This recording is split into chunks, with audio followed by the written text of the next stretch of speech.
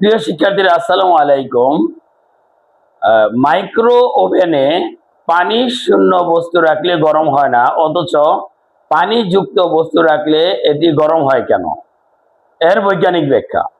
আসলে মাইক্রো ওভেনে microwave use করা হয়। মাইক্রোওয়েভ হচ্ছে 7.5 থেকে 5 ইন্টু 10⁻8 হার্স থেকে 7.5 ইন্টু 10⁻11 হার্স পর্যন্ত।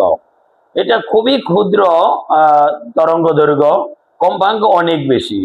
যখন কোনো পানিযুক্ত খাবার মাইক্রো ওভেনে রাখা হয় তখন এটি পানি শোষণ করে নেয় এবং এটি অনেক গরম হয়ে যায়। আর যদি পানি শূন্য কোনো পাত্র বা পানি শূন্য কোনো বস্তু স্থাপন করা হয়, এখানে যত সময়ই পার করা হোক না কেন এটা গরম হবে না, কারণ পানি শোষণ করতে পারে না। পানি শোষণ না করলে ওই বস্তু কখনো গরম হবে না।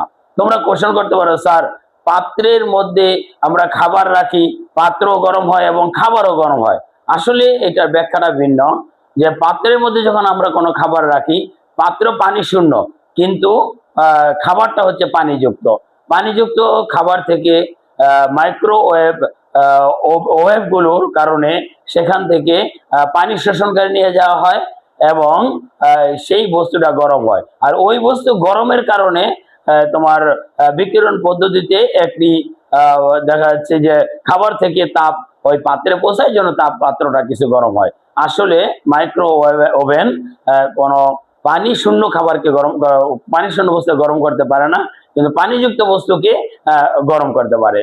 আমরা লক্ষ্য করলে দেখি যে কোনো খাবার গরম করার ক্ষেত্রে অল্প সময় অনেক বেশি কি গরম হয়ে যায়। সেটা হচ্ছে পানিযুক্ত খাবারগুলি সবচেয়ে বেশি গরম হয়। পানি শূন্য খাবার মাইক্রো ওভেনে কখনো গরম হবে না, এটা তোমরা অবশ্যই খেয়াল রাখবে।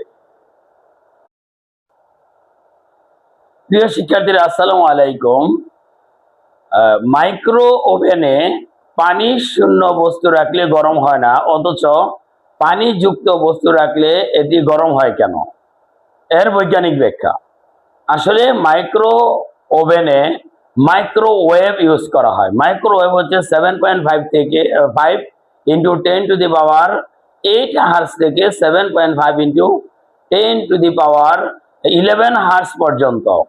এটা খুবই ক্ষুদ্র তরঙ্গ দৈর্ঘ্য, কম্পাঙ্ক অনেক বেশি।